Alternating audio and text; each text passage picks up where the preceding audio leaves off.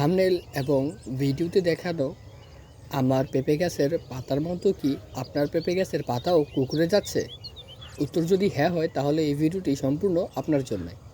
কারণ আজকে এই ভিডিওতে আমি বিস্তারিত আলোচনা করব কোন কোন কারণে পেঁপে গাছের পাতা এরকম কুঁকড়ে যায়, কোন কোন কীটনাশক দিলে এই পাতা কোঁকড়ানোর রোগ থেকে মুক্তি পাবেন এবং পেঁপে গাছের ফল কীভাবে বৃদ্ধি এবং গাছকে তরতাজা রাখবেন সে বিষয় নিয়ে বিস্তারিত আলোচনা করব এই ভিডিওতে। তাই অবশ্যই ভিডিওটি না টেনে সম্পূর্ণ দেখবেন। ভিডিওটি শুরু করার আগে আসসালামু আলাইকুম, কেমন আছেন সবাই? এগ্রি ফার্মিং ইউটিউব চ্যানেল এবং ফেসবুক পেজে আপনাদের সবাইকে স্বাগতম। তো প্রথমেই কথা বলা যাক পেঁপে গাছের পাতা কেন কুঁকড়ে যায়। পেঁপে গাছের পাতা কুঁকড়ে যাওয়ার মেইন কারণ হচ্ছে সাদামাছি ও মাকড়ের আক্রমণের কারণে।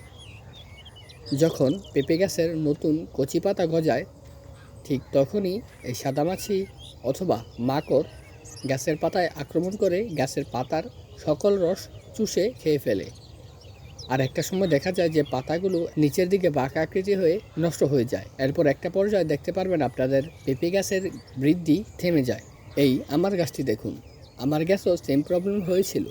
আমি একটি কীটনাশক ব্যবহার করার পরেই এটার ফলাফল পেয়ে গিয়েছি।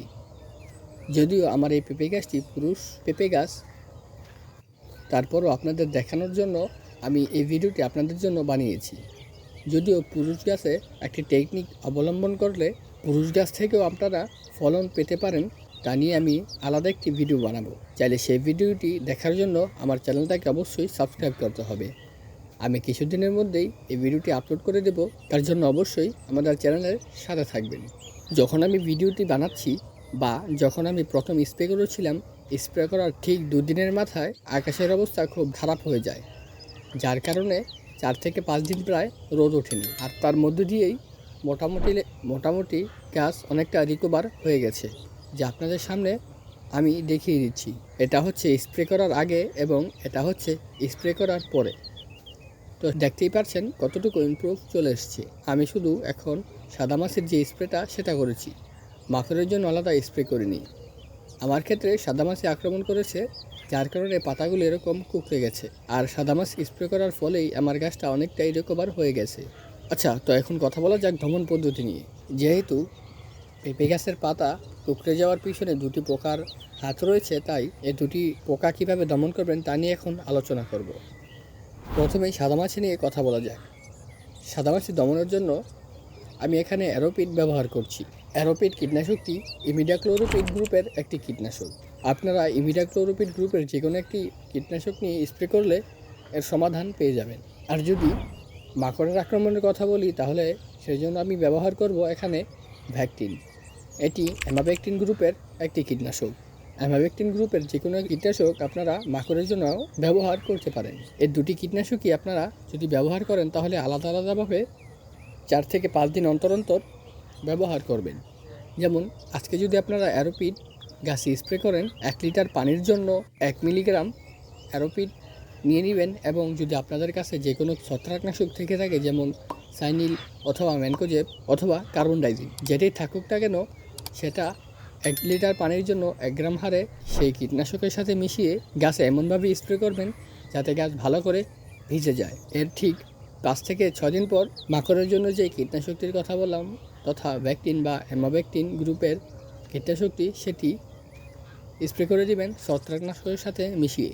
এভাবে 2 থেকে 3 বার করলে দেখবেন আপনার গাছ একদম তরতাজা হয়ে গিয়েছে।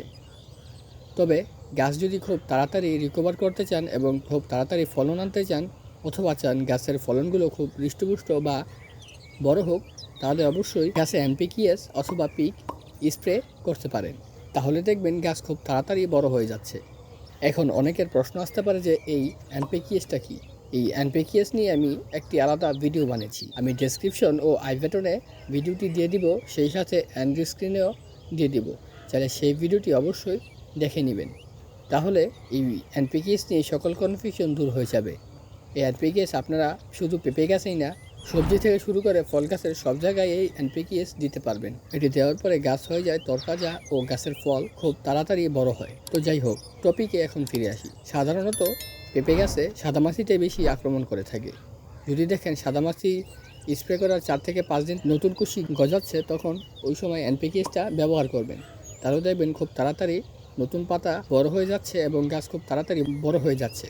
এরপর আপনারা আবার অ্যারোপিড অথবা ভ্যাকটিন স্প্রে করতে পারেন। এভাবে একটার পর একটা আপনারা স্প্রে করলে দেখবেন গাছ তাড়াতাড়ি বড় এবং সম্পূর্ণরূপে সুস্থ হয়ে যাবে। এখন যে ফুটেজটি দেখতে পাচ্ছেন, এটি গাছে কীটনাশক স্প্রে করার ঠিক 10 থেকে 12 দিন পর। এই কম সময়ের মধ্যেই আমার গাছ অনেকটাই চেঞ্জ হয়ে গেছে। আপনারা যদি খুব ভালো করে যত্ন সহকারে গাছগুলো পরিচর্যা করতে পারেন, তাহলে আপনার গাছও এরকম সুস্থ হয়ে যাবে। তো আজকের জন্য এতটুকুই, দেখা হবে পরের ভিডিওতে। আসসালামু আলাইকুম।